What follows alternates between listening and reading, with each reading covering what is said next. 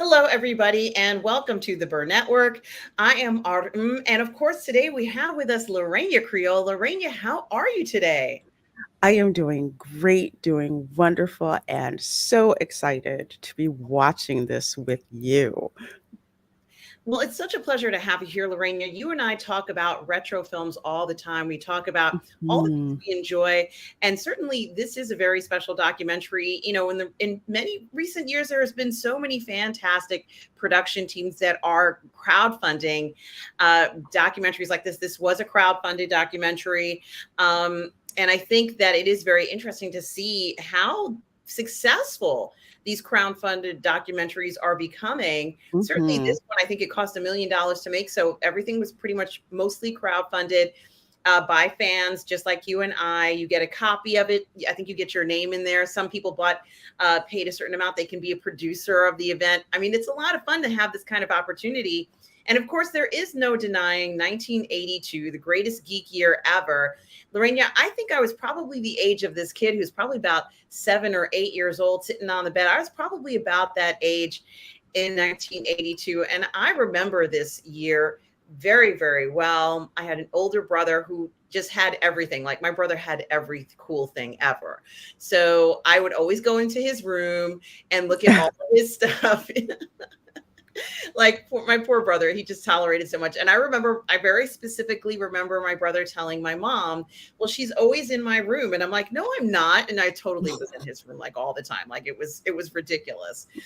But Lorena, you remember the 80s, I think one of the most influential geek decades, the 80s.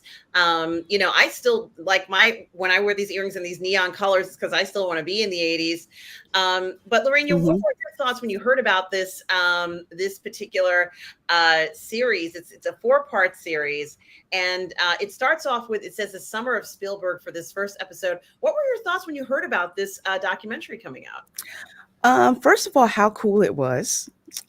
Second of all, the crowdfunding element, and I'm just like, wow, I hope this gets funded because it looks amazing. And just the trailer for it alone, I mean, you either wanted to contribute to it or you were just like, I cannot wait to see this when it drops, because the 80s in general were such a great decade for science fiction, for comics, especially for comics. Because I'm looking, this kid's got Daredevil. I mean, he's got the GI Joe. I didn't have the coloring book, but I had like the GI Joe comics, the Transformer comics, the X-Men comics. There's something about the 80s with respect to the art style and everything that is so retro that, there's people who still making money off of it today, quote unquote.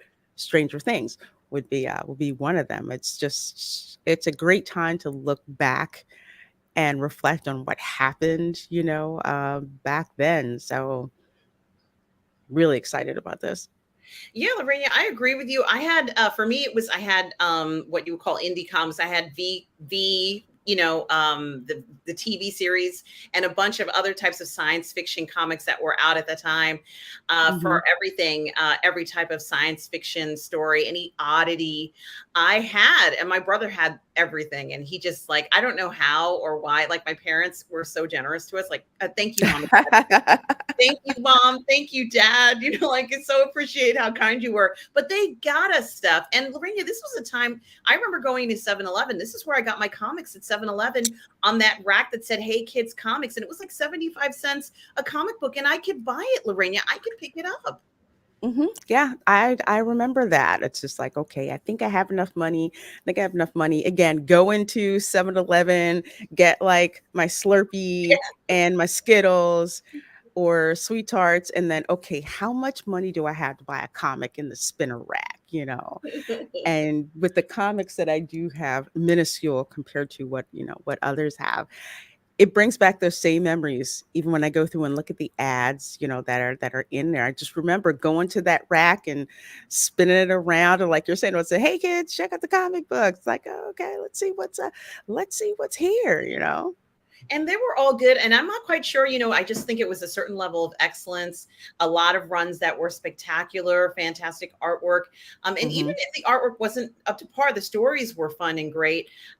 There was so much for us to indulge in, Lorraine. Cool magazines. This kid is, I know, watching comic book, but I'm sure a bunch of people, you had Mad Magazine, Starlog, all these different things that we could go ahead and grab onto and kind of hold on to. Mhm. Later on, I became sort of like a Game Informer geek, where I had my best friend's son had a subscription to it, but his son wasn't, like, he played games, but then he didn't want to hold on to the magazine anymore. And I'm like, yeah, I'll take them. So like I had all these Game Informers for years and years and Mhm. years and years. I remember that. Oh, and I still have the Game Informer. I mean, I still have some issues, but I still have the Game Informer from when The Last of Us was first announced, and all the people who reviewed it and how they were astounded by it. And those things are really important. I think they do add to your collection. There's a lot going on with these collections that we just enjoy. And I think it was a very special time. You had to, make a phone call and use your landline phone or a pay phone to meet everybody if you're going to see all this fun stuff. But it certainly was a very interesting year for Spielberg, and I remember so much about it. Now, another kind of very interesting thing about this, Lorena, is that, of course, this is being streamed on the Burnettwork. It's also being streamed on my channel, Positive Fandom. But certainly Robert is in this documentary, Lorena. Very good. Yes. Even better. Yeah, it's going to be fun to see him in the documentary. I think it's just going to be enjoyable, and it's like, this makes sense to us. We've all in this community enjoyed hearing his incredibly well informed and knowledgeable information about geekdom, and even more than that. So this is going to be such a pleasure to see him in this. And we have a bunch of people here. Tom Jr. Jackson is here tonight. He says, I am all queued up. Hello. Tom Jr. Jackson, moderator, collaborator, and good friend, is here. And we are pretty much ready to start, guys. Grogu says that he was a junior in Oh, high school. wow. It was great because I was able Nice. to see the great rock bands like Van Halen, AC/DC, Rush. Absolutely, Grogu. What a great time that was. Tom Jr. Jackson says he was 7 in 1982. Tom, I'm not going to tell you how old I was in 1982, Tom. Yeah, We're not saying, yeah, we're not saying how old we were. We're just going to say we remember those days. And Yes. and thanks for the kind words. Tom says, hey, Harlan and Lorena Creole, the two most beautiful hosts. Wow. Thank you so much. Thank you. Yeah, we love stuff like this. You Tom, flatter us, sir. thank you so much, Tom, for always being so kind. Yeah, that's right, Tom. You tell them. That's correct. If anybody wants to know, but the community might know otherwise, but that's okay. So, Lorena, let's go ahead and start this. And I do want to mention everybody that what did I want to mention? What I wanted to mention is that this is the greatest Geek Year Ever watch party. We're going to be watching one episode. It gets aired at 8 p.m. So we're early for the second episode. So we'll watch that one another time, the rest of them. But tonight we're going to watch the first episode. It's about 40 minutes, Lorena. So this won't be a super long stream, but there'll be some interesting things to see. And also the CW app has commercials, and that's okay. We're just going to keep going. We're going to keep going, and the commercials show up when they do. We're just going to enjoy this 40-minute thing, not worry about when the commercials show up. We're just all here to have some fun and to celebrate this. And congratulations to Robert for being in the documentary as well. Absolutely. So let's go ahead and start this party, right? I can't help myself. I'm cracking myself up, Lorena. I'm cracking myself. I hear you. I don't blame you. I can't wait. I'm like, let's go. Let's go. All right. In 3, 2, 1, play. All right.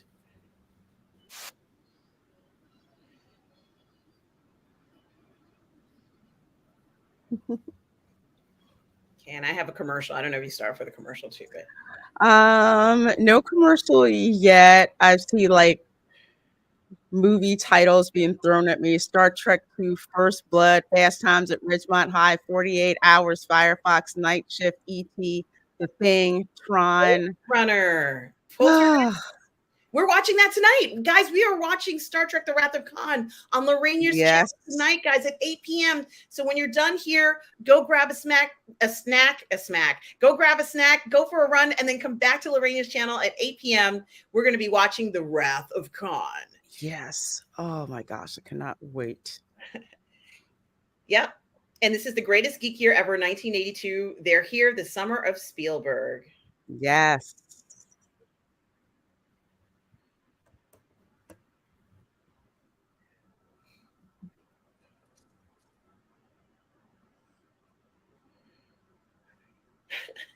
You remember MTV?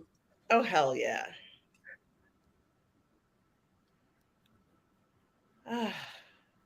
Columbia. Mm-hmm. The Thing. Mm-hmm. Siskel and Ebert. Yes. Oh, yes, the arcades. Yes. Mm-hmm.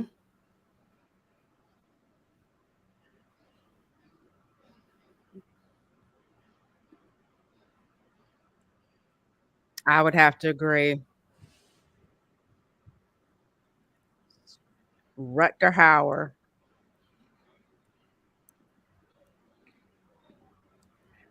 You felt so bad for him.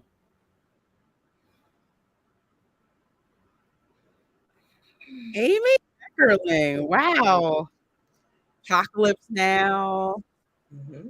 Deer Hunter. Mm-hmm. Godfather. Oh my gosh.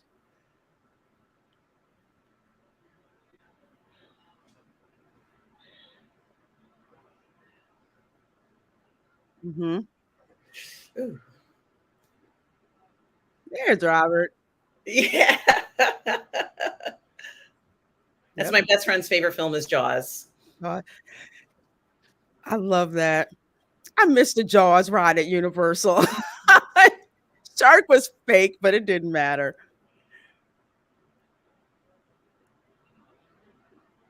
And I love the old school TV set they have there. I like it too. I still have a 13-inch up in the attic. I haven't gotten rid of it.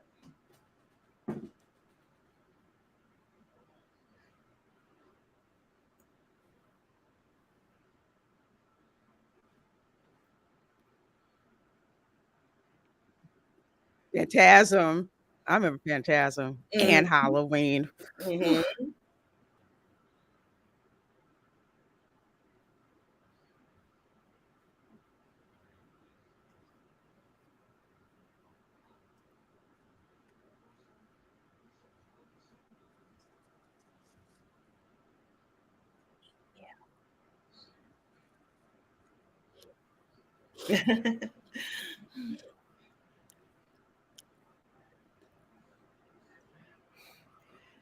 Oh my gosh. Remember that Superman the first time you saw that? Oh, it was so cool. Mm-hmm.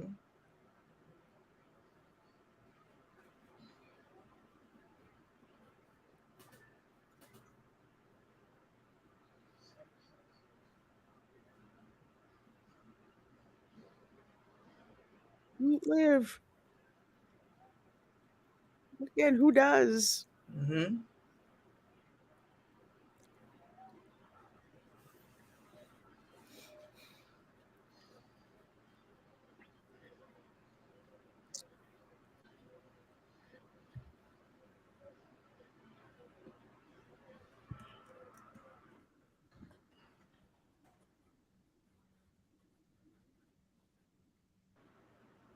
Mm-hmm.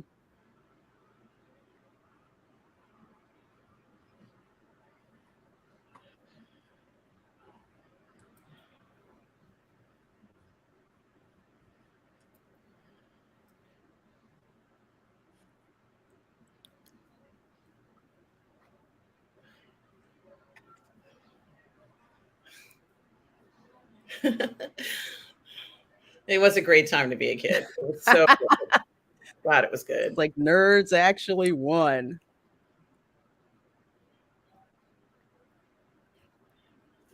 Mm-hmm.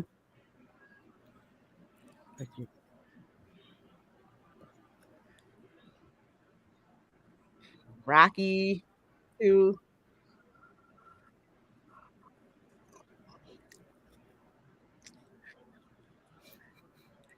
I still say E.T. was overrated. I was not a fan of the E.T. film. It felt more like it That was was children, to be honest with you, but it was the impact that it had on children at that time, I think. which is true, which is what I think it is. Because my younger sister, she liked E.T. more than I did. I liked, I think it came out the second year, maybe it was the year after that. Close Encounters of the Third Kind. I love that one.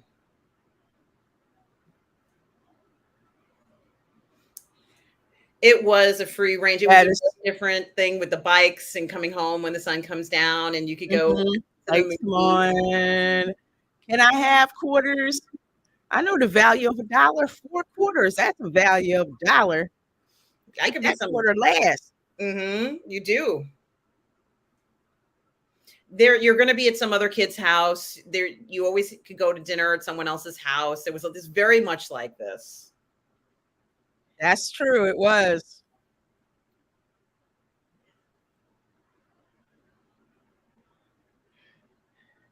Well, we did both, so we kept the hotness level factor up. Yes. I kinda had to keep it on the, on the DL. hmm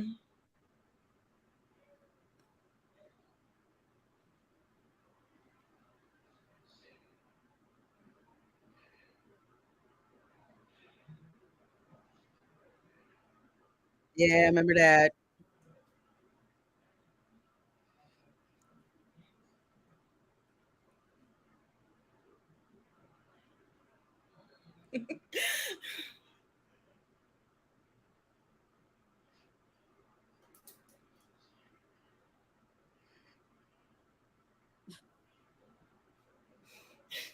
Back to the Future.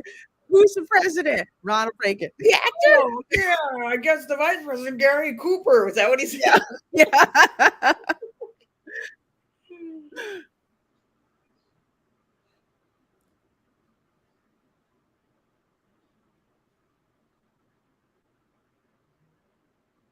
You didn't care. It was a great time. It was a very positive time, I think, in our country. Mhm.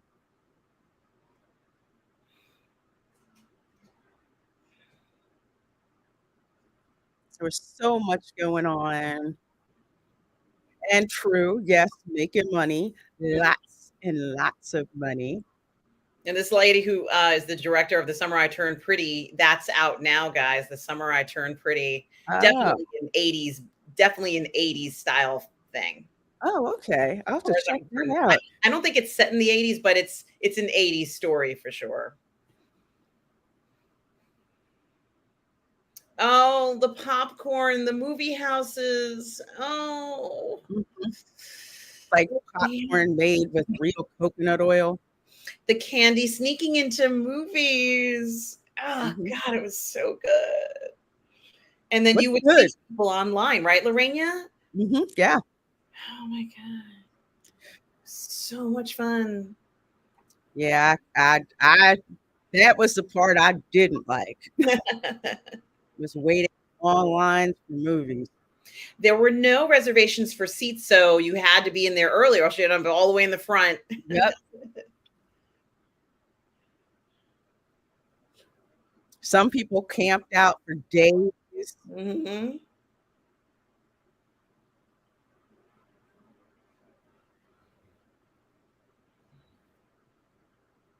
And that's why you and I do watch parties, right? We do these watch parties to have that experience, right, Lorena? Mhm.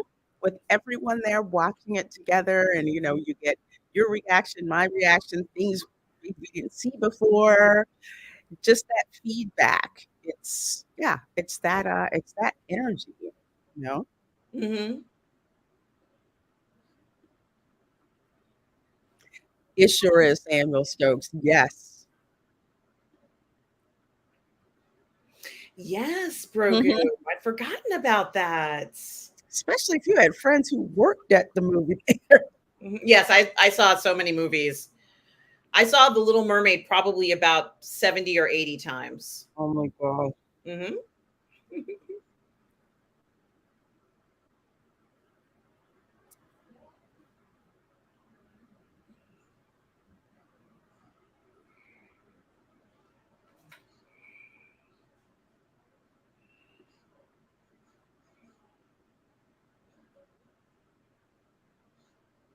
those effects, Lorena, a lot of practical effects, right? Yes. Go back and you look at like some of the sci-fi magazines and they would show you like the scale models that they would use. And it was just insane the tips and tricks that they would do. Yeah. Beverly Hills Cop. Oh, so good. And Eddie Murphy had so much talent. I mean, he was just bursting with talent. Yes.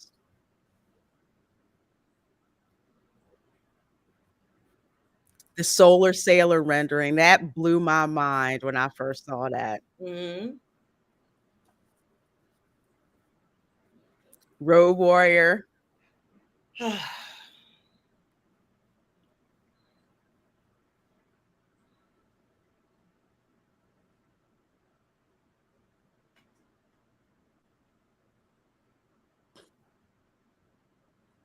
Right.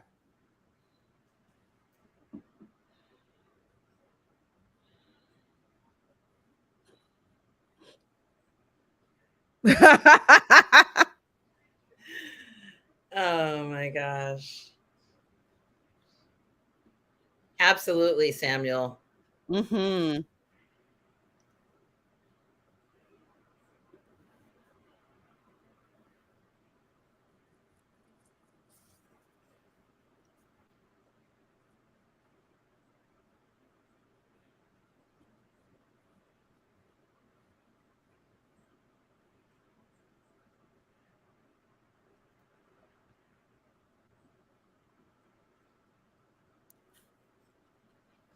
I like that term, film brats.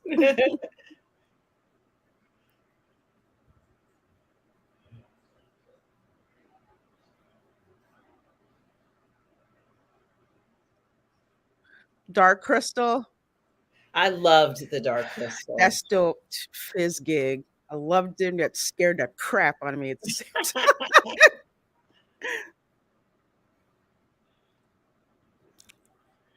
That's true.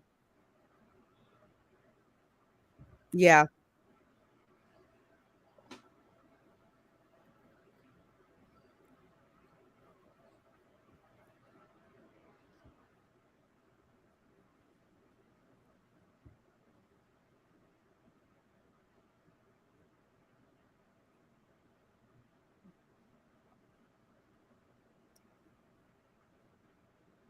Dean Devlin, nice. Mm-hmm.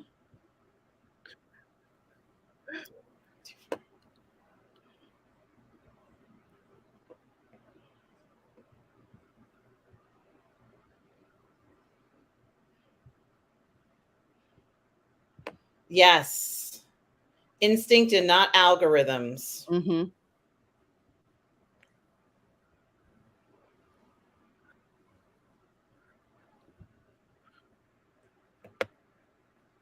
Oh my God.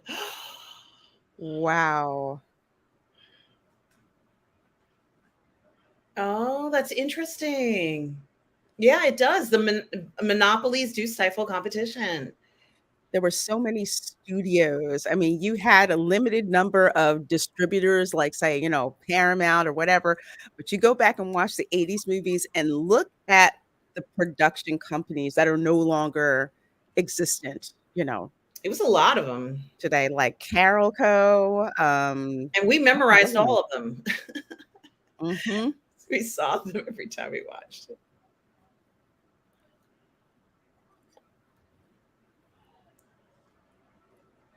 Siskel and Ebert.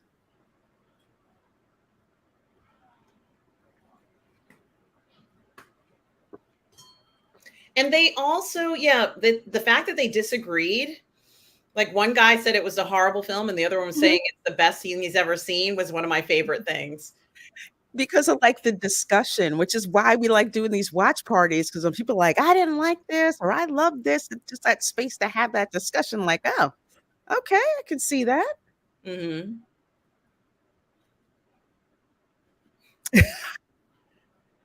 I think the, poster, it had one guy thumbs up and the other one thumbs down. Yes, it certainly did.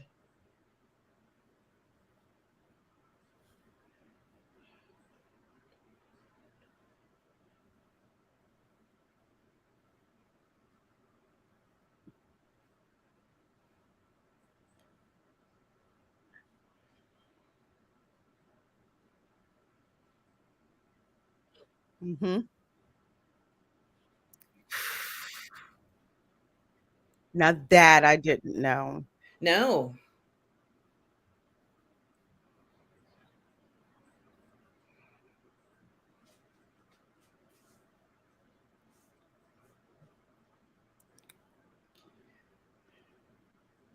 I liked Poltergeist.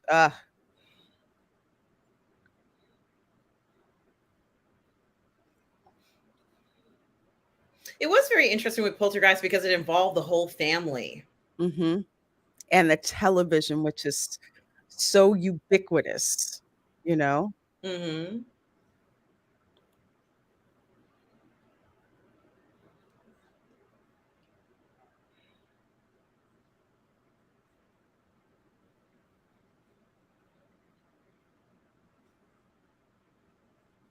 Yeah.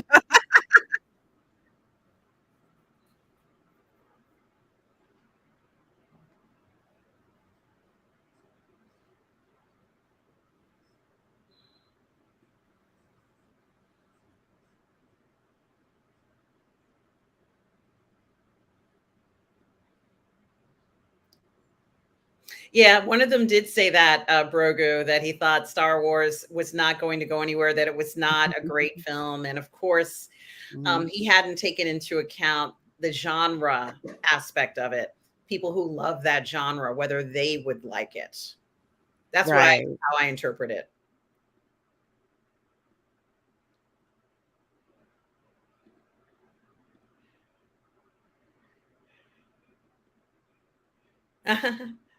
And hello, D Nice Gamer. Hope you are well. Yeah.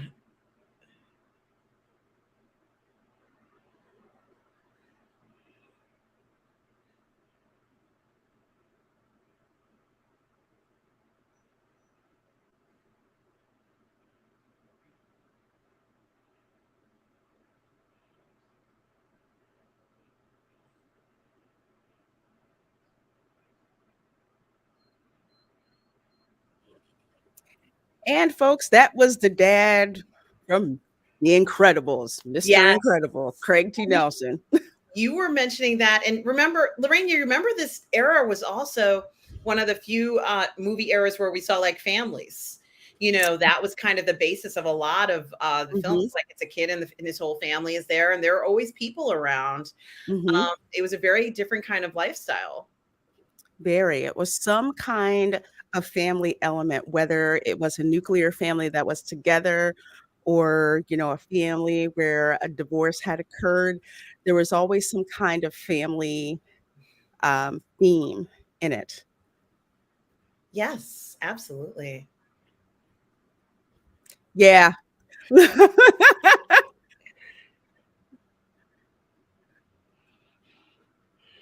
Mhm. Yes. True. Yep.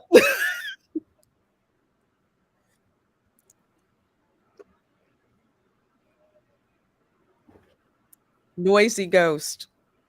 Right.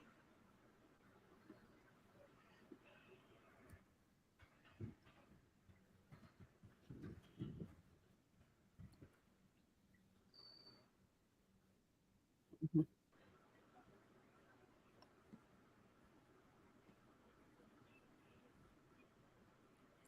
mhm.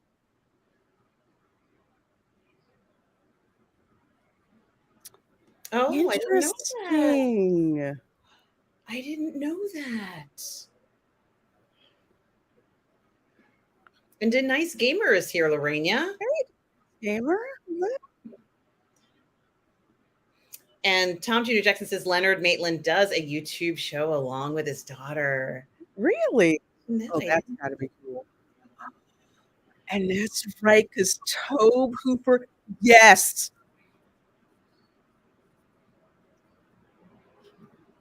and horror director.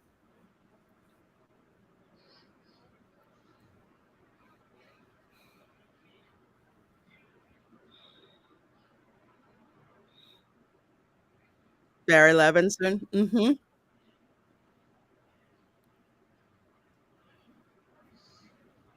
just like the way he's describing it. I love it. And it sounds like a ghost or some kind of entity, doesn't it? Yeah.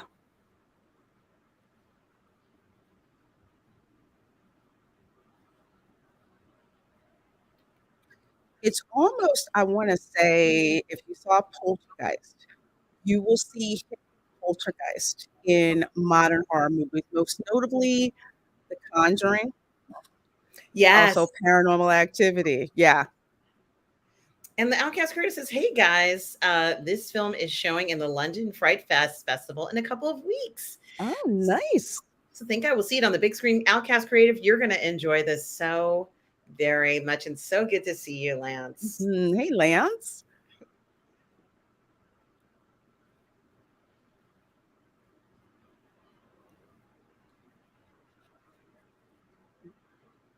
Mhm.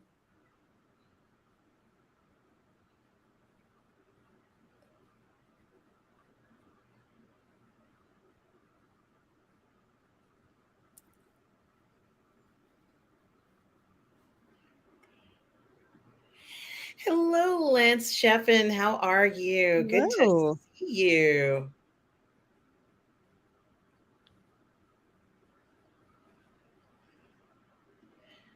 Well, hello to you, Matthew Holmes from Australia. Hope you are well. Hello. So nice to see you tonight.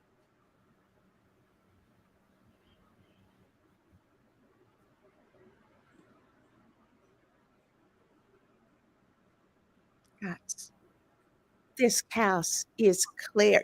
The one they bring in to clean the house.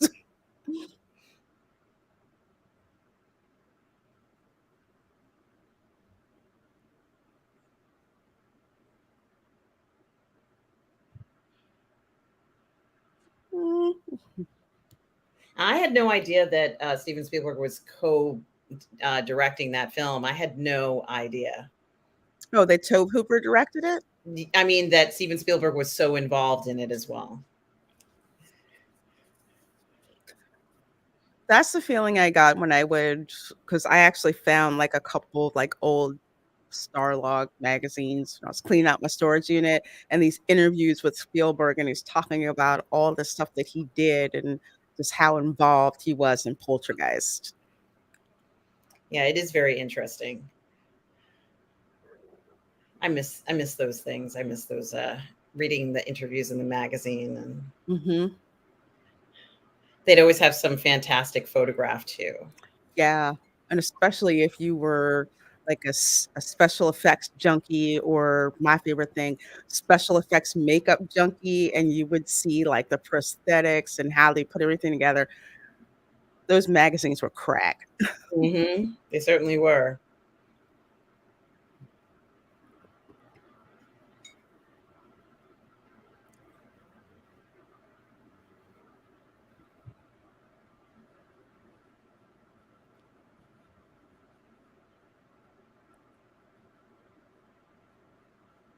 Yeah, that was sad, Tom.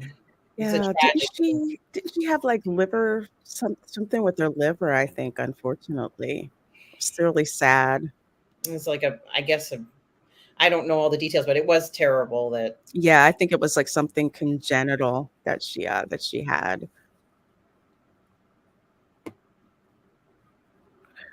Rick Baker, he is a master. Oh my gosh. Well, here they did actually show a clip from. Oh my gosh, I just there's so much in this that I was unaware of, Lorena.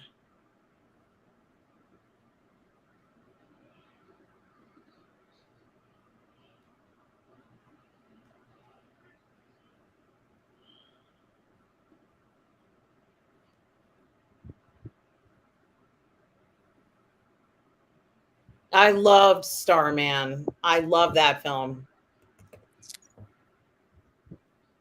Oh, wow. I Now don't was that remember also? that one. It's been a long time. Well, I can't forget it. Oh, that was in '84. Mhm. Starman is a special film to me because essentially it's like anybody who ever wants to have a kid but couldn't have one. It's an alien that comes from space, and he gives the woman the baby she always wanted. Well, there you go. Yeah. It has a whole nother meaning later on in life. It was hilarious. Oh, thank you, Tom. She was I waiting for a didn't kidney know. transplant, I think. Poor little girl. And it was very different transplants back in the 80s. That was totally different ball game in the 80s. Completely, completely. Oh, thank you, Brogu, who says he directed Starman. Oh, it was such a good thing. Jeff Bridges Yeah. starred as the alien in Mhm. it. We don't know what this alien actually looks like, but he was able to take the form of Jeff Bridges. Mhm. And, eventually, thank you so much. Mhm. Karen Yeah. Allen is by herself, Lorena. We got to Mhm. watch it. We got to watch it. Yeah, it's been ages since I watched that, but I know that John Carpenter, he is one of my favorite horror directors. Directed Halloween, The Thing. Absolutely. Thank you, Lance Chafin, Dominique Dunn as well. It is interesting hearing them talk about what was important to the studios and how the studios had obligations and how they felt that they had already done certain things. They don't need to revisit stuff. And I Mhm. get that. Plus, they don't necessarily want to, you know what it's also about? If saying that we already have Starman, we already have a film like that. They're saying they don't want oversaturation. And maybe that's a good thing, Lorena. That's a very good thing.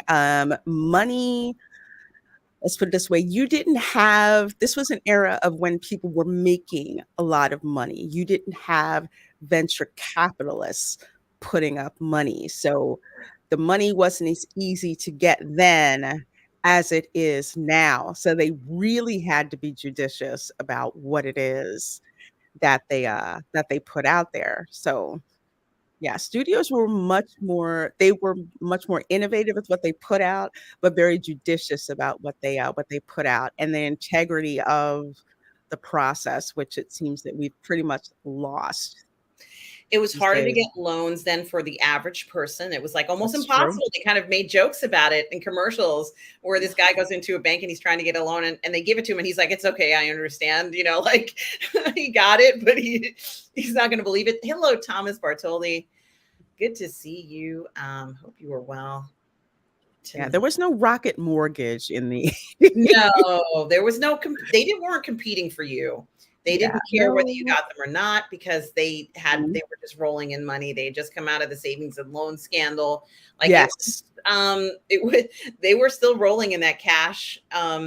Oh, They Live. I can't even tell you how that movie kind of changed my life with the I out there, looking things. They Live and V were my, Yes. oh, I haven't finished watching, They Live. I need to have that watch party with you and Retro Nerd Girl. Not that something happened and I couldn't finish watching it, but I loved watching They Live. It was just insane.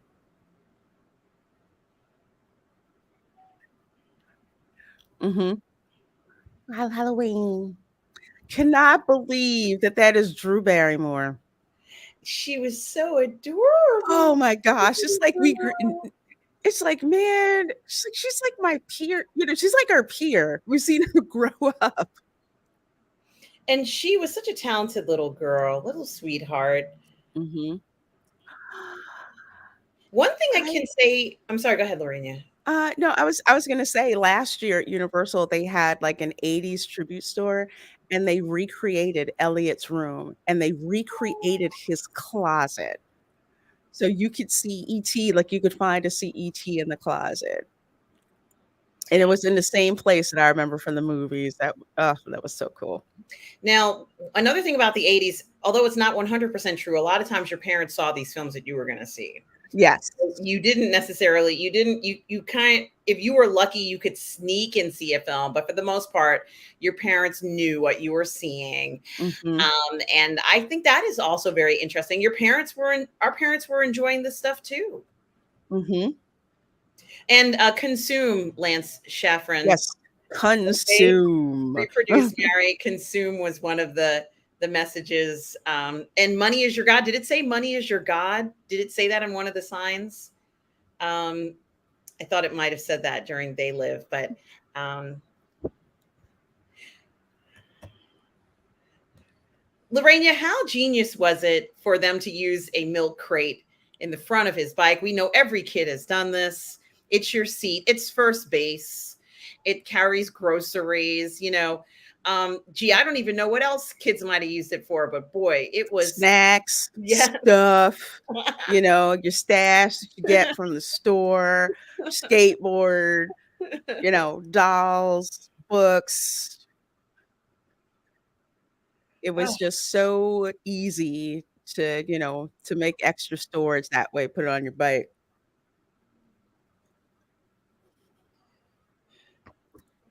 It was so ugly, it's cute. That's the that's the ration. its finger was the funny thing because its finger lit up. Mhm. And that was like, its finger lights up.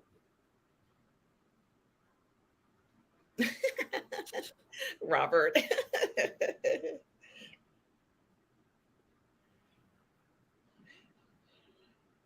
Yes, yes, the Reese's Pieces. You remember that, Lorena? Oh, M&M's I wouldn't did, go for 'cause it, and so it was like Reese's was everywhere.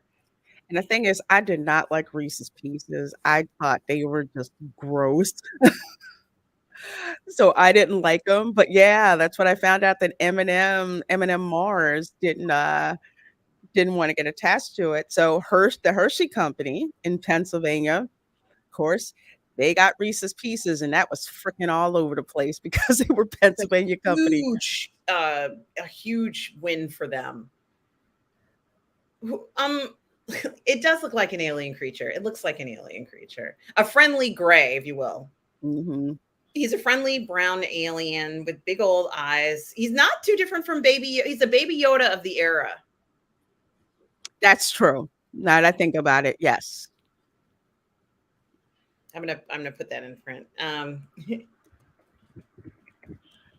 E.T.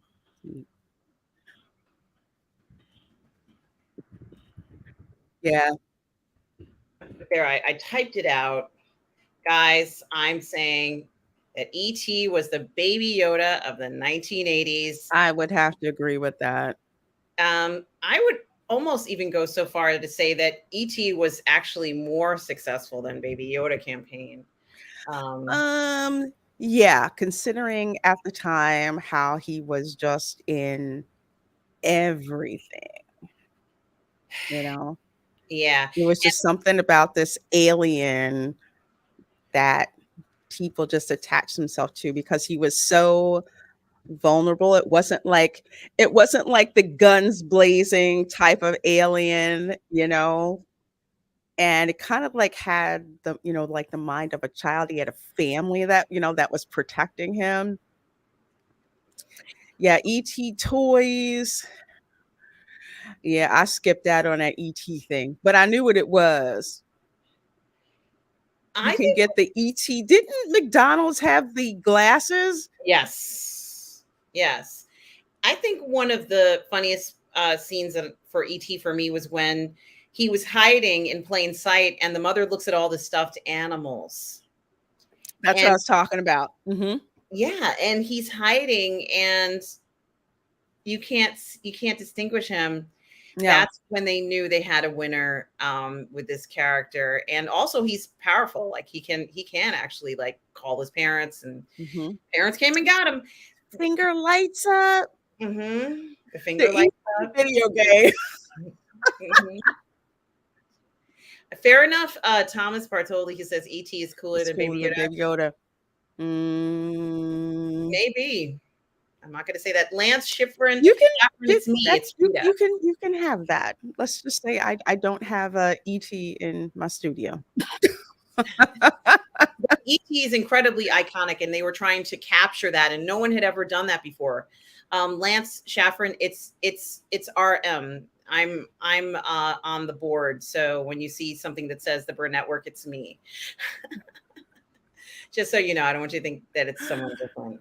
Um, Okay, fair enough. Oh, listen to what Grogu says. ET is not bigger than my brother Grogu. Thank you very much. Fair enough. Fair enough. And I give you Enough. that, Grogu. I give you that. I'm certainly not going to take that Yeah, I got away. your brother in my studio. Mhm.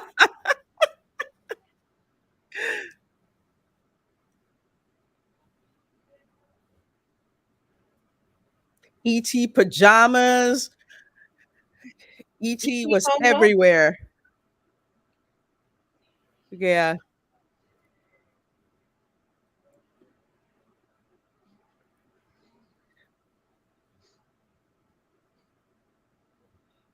I wonder why the video game was so awful. Um, it may have been, I think I heard them say that it was hard to play.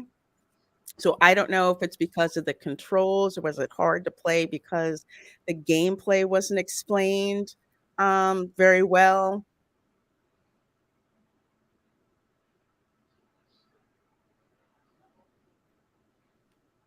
The Like, wow, that computer, looked boring. the computer programmer. It is technology. It's like very robotic kind of looking. And This is interesting what they're talking about because this is the problem that we run into now with half-baked games getting released and then they're buggy when you have the game dictated by a date that marketing gives and not by the timeline that development gives. did it sell Mhm. well? This is what happens when you have marketing dictate what has to be produced by when. And I've run into that so many times when they're like, we need to release by this date. I'm like, you're not gonna get it by that date. Well, we need it by that date. Okay, if we get it to you by this date, I'm gonna tell you everything that goes wrong. So when it blows up, I'm gonna say I told you so. And then I have to say I told you so. Yeah, and certainly we were the first generation that had these video games. Atari, we had Commodore Mhm. 64, we had them on the Apple computer. We had it in a lot of different places. We had handheld games were big as well. Certainly a very special generation. We were so lucky with what was available. And of course, arcade games. So we really Yes. were that first generation of people who had so much of that. Like we had a lot. Sure did. Was it Coleco was one of them? ColecoVision, I think. Yeah, because I think you pick a Tecmo Bowl on ColecoVision.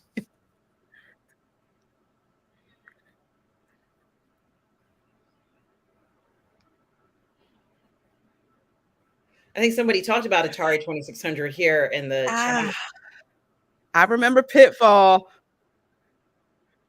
That's yeah, it was. That Yes. movie, that used to frustrate me. Oh my gosh. I'm like playing and my mom will come in and bug me. I'm like, I'm working on something and now I got eaten by a croc. Well, guys, that was part one of the greatest geek year ever, 1982. And oops, sorry. It played on my computer. I don't know why I did that. So I apologize. But what I was going to say is, Lorena, this is a series. It's a multi-part series. There's so much to talk about, and I don't want to keep you guys here too long because you and I have things to do. Everybody has things to do. But Lorena, everybody's making such good comments in the chat, and I hope all of you watched it. It was free. It was offered for free. You can watch it from that app, and you can go ahead and kind of enjoy it and not Mhm. have to worry about anything else.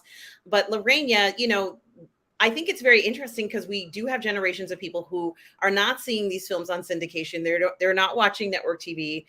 Things aren't being shown for free. There's no more movie of the week or movie of the night at 8 o'clock Yeah. on whatever channel it was. None of that stuff Mhm. exists anymore. So there's a whole catalog of movies that no one's ever going to see. You kind of need these types of documentaries to kind of put it into perspective.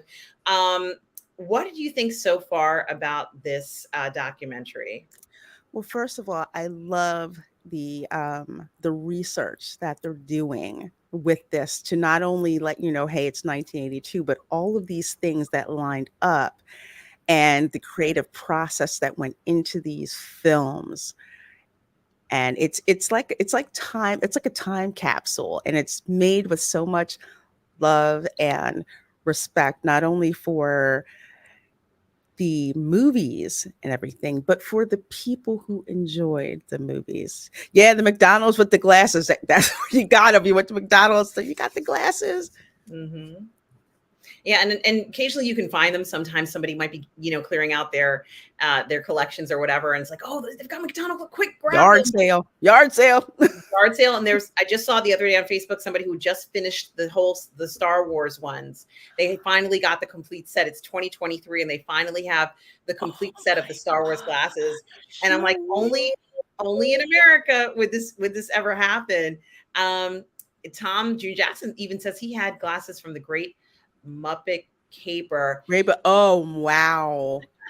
Wow. And Grogu says Grogu can shock him just thinking about it. Yeah, maybe, certainly something to think about, Grogu. But of course, E.T. was that first character that took the world by storm in a way that hadn't really happened before, Lorena. There wasn't anything except for maybe the teddy bear out there in the 1920s that everybody had to have. This thing, E.T. was an alien. I think that sorry. No, go ahead. Go. I was going to say with E.T., I want to say E.T. is probably the first time, to allude to what you were saying about the teddy bear merchandise, and that tying together the merchandise with the film. And interestingly enough, one attraction that is still in operation at Universal Orlando is the E.T. Adventure. So, ride, the attraction, the actual merchandise from that one character. And that's where it all popped off. I mean, we kind of take it for granted now, like, where's the merch? Where's the merch? Where's the merch? But at that point in time, there wasn't this association with seeing the movie and then getting the merchandise. And E.T. basically started that.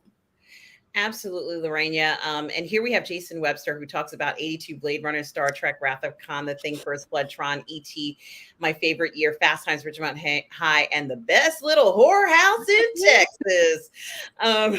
You know how to say it like that, right? And Tootsie. Mm-hmm. Remember Tootsie, Dustin Hoffman? I do remember Tootsie. And Jessica Lange, and she looked so lovely in that film, Lorena. Mm-hmm. Playing, a soap opera star who just fell in love with Tootsie. What a fun play on everything.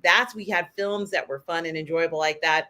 Tom Jr. Jackson says he loved playing that video game and knew someone who has that game and still plays it really well. And Lord Top, my favorite Mountie, Lord Top, how are you tonight? Says hi there, Lorena and hi. Well, hello. Good seeing you.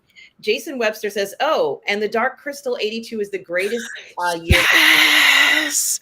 Mm-hmm. Oh my gosh. Freaking Skeksis scared the crap out of me.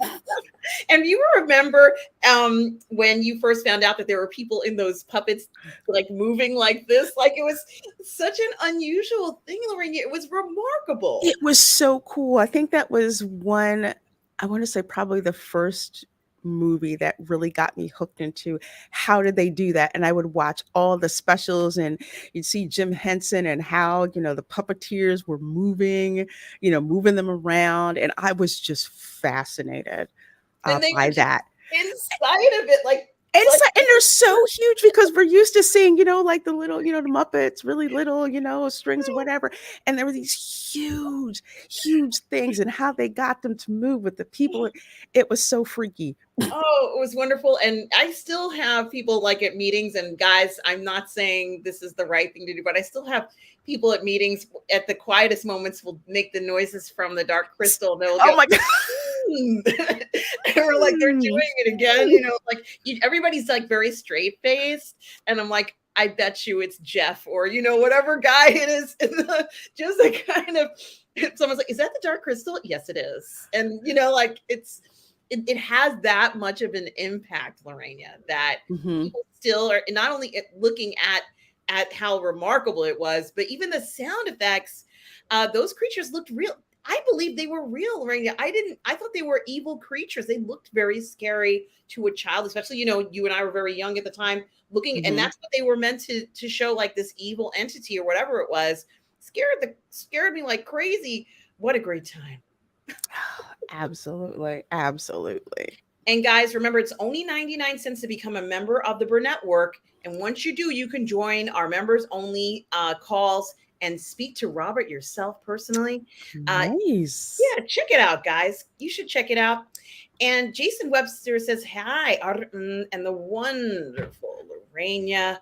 Really enjoying this episode. Yeah, this is So glad enjoying it. right, Lorena. This is why we're here, because we love talking about the stuff that we Hmm. enjoy. And certainly, I think that there is a lot to learn. Earlier we were talking about how, at the time they said, what was it, 9 studios, and now there's 4 or 5. That's almost half, Lorena, of Yeah. the studios. And, that consolidation, along with the explosion of maybe too many films at a time or too many series at a time, might kind of Hmm. hurt things a lot. A lot of times these studios were affiliated with the networks, right, Lorena? Um, Yes. and Hmm. so that affiliation with the network gave them that direction if they wanted to put something on the television at a later date or whatever. Syndication was pretty much laid out. They knew that their Hmm. stuff was going to be shown possibly for 10 or 15 years. Talking about longevity, Lorena, a Oh, program yeah. know is going to be airing for 10 or 15 years later. I'm still seeing Golden Girls episodes on Oh. channels on my on the cable program. But that does say a lot about the intention of what you're making, the product that you're making, and how long you Hmm. think it's going to last. I watched The Nanny in reruns for years. I watched it when it came out, and then I rewatched it when it was on reruns. Like, oh, it comes on every day at 4. Yeah, I'm Hmm. going to watch that. I think it's very interesting. Seeing that and talking about merchandise. Tom Jr. Jackson says he has ET shoes from Oh, us. wow. Brogu. ET was a poser. Brogu. It was the 80s, Brogu. It was very different. Jason says he still has his copy of his comic book adaptation of Blade Runner. Lucky you. Oh, now that's cool. Yeah. That's very cool to have that. Yeah, and that glowing finger, I never figured out why they decided to give him a glowing finger. That had to be something different, I guess, about him Hmm. that made him special. And Brogu says in the 80s, the movies and concerts were general admission. Imagine going to see your favorite band for $15. If you got there early enough, you get front row. Yeah, there was a lot of that. Um, so, something, Lorena, I think it's very interesting. I think that this particular documentary, which does address a lot of things that you and I are talking about, I did learn a lot. Like as I said, I wasn't quite aware of Steven Spielberg's contribution to Poltergeist, which I guess Hmm. I should have known because it was such an extraordinary film. And you and I talked about the family element and how important that was to 80s films. Family always Hmm. had to be there. You were always like, oh, does mom know? Did she find out? Oh, my mom's going to find out. My mom's going to be home at 5. Yeah, my mom's gonna flip out when she finds out I'm an alien in the house. It was so much fun to see the reactions of the Hmm. characters because they know that mom's going to be there. And mom did. Like, mom was like, I'm laying down the law. This is what's happening. It was great to kind of see that character and, kind of that family unit. But we also saw some other things too. And while it is true that, this year all these different films came out, the idea that the studio would think that we already have a film that is a science film or a science fiction film, we don't want to Hmm. do that again. I think that's very interesting. I think it's a lot about self-preservation too. They invest a lot. They invested so much into these films, more than we can Hmm. see. And the other day I was speaking to Robert about this, about there being 5 elements needed to make these films. And we took them for granted. We took for granted we'd have great stories and that there would be people with experience who were doing these things, great Hmm. actors, fantastic production teams, editors, and directors who knew what they were doing. All of those things have Right. to work in order for it to work. And when it's missing even just one of those things, we notice right away because we had such high quality films Hmm. during this time. And Lorena, you and I in a few minutes are going to be, well, it's in 2 hours. are going to be on your channel watching The Wrath of Khan, which is another film from the 1980s. That was really kind of the film that people, let's say, if you're not a Trekkie, although most of us here are kind of Trekkies, but if you're not, Mhm. everybody knows The Wrath of Khan.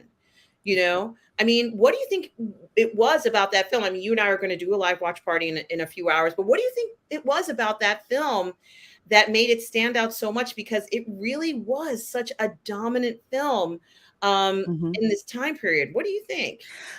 I think that because the cast was more seasoned, and I think at that point in time, it brought together the parents who watched the show in the late 60s, early 70s, and the kids who didn't grow up with it per se, but they maybe saw it in syndication and they loved, just like intense action movies, and you throw in there a plot that no one thought of, the Kobayashi Maru scenario.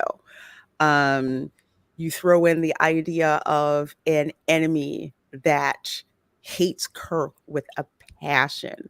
And it's you do not I can't recall any of the original series episodes that had that.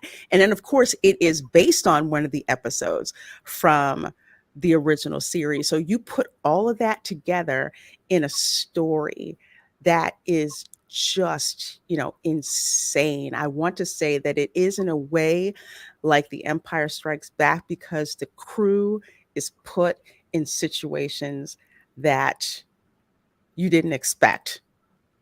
And if you've never seen it, because I'm purposely not trying to spoil it, because dang it, that movie is awesome. And I think that's what happened. The kids, like for like us who would watch it when it would rerun on TV, the story was insane. Ricardo Montalban is one of the best baddies ever. I mean, you just get wrapped in to just how he is. And then of course the relationships between Kirk, McCoy, and Spock in the end of that movie. Oh my God. Ah, it's just amazing.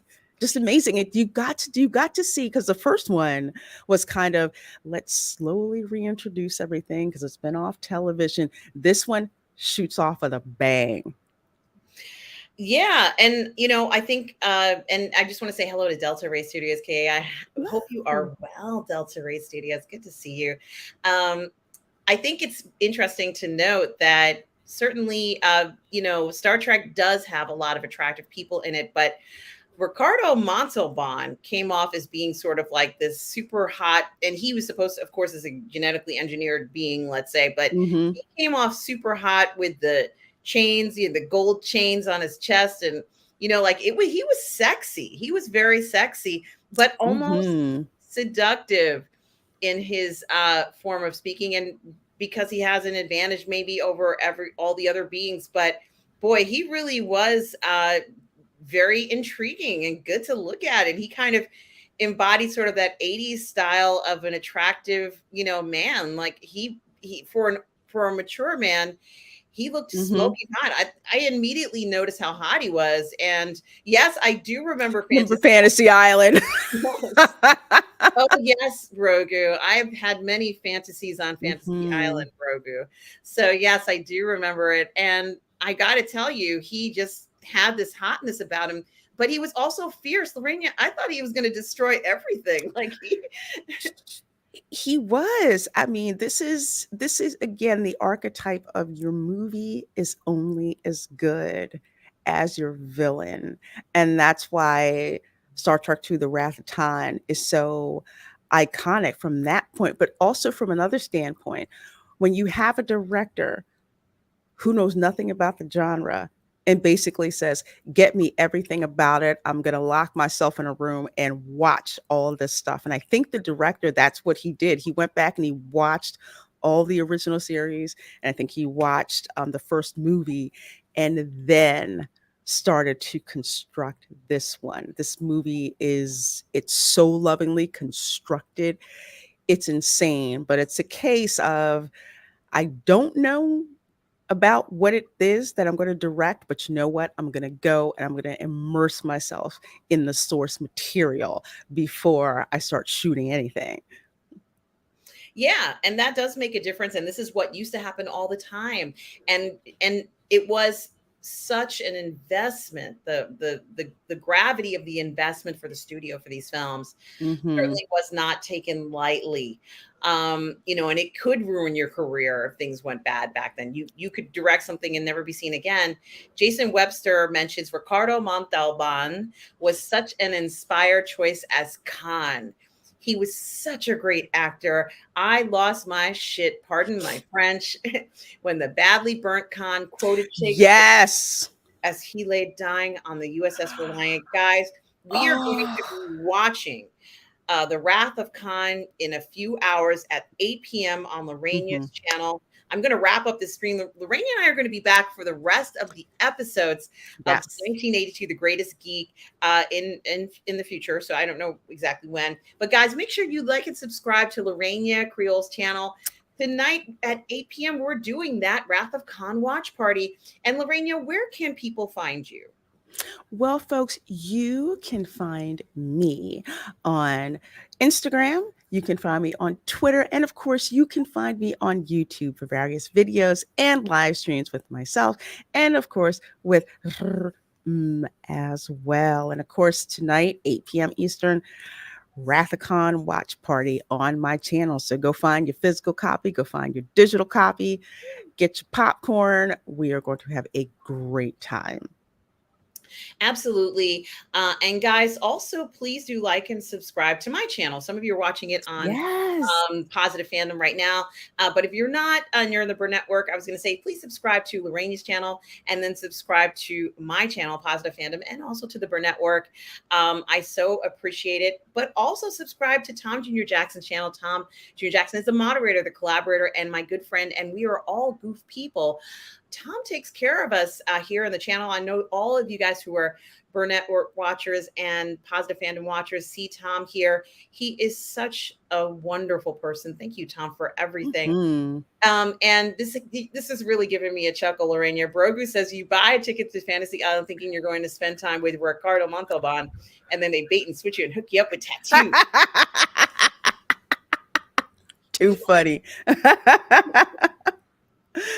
And Thomas Bartoldi says there is only one Khan. Yes. Jason Webster, Yes. Khan from Hell's Heart, I I, stab at thee. I yes. stab at thee. And Lord Top says, good. You, oh, yes, saying hello. Okay. And finally, Jason Webster says, to our Lorena moderators and everyone in the chat, stay happy, healthy, and safe. Well, the same to you, Jason Webster, and the same Hmm. to all of you geeks out there who are watching this on the replay. Thank you so much for joining us. We hope you continue on and join us for the next episodes of this. But until that time, guys, just want to thank you, Lorena. Of course, thank you again for being here. So enjoy having you here, guys. And guys, remember, no matter where you are in the galaxy, always remember to please be kind. Take care, everybody. Bye.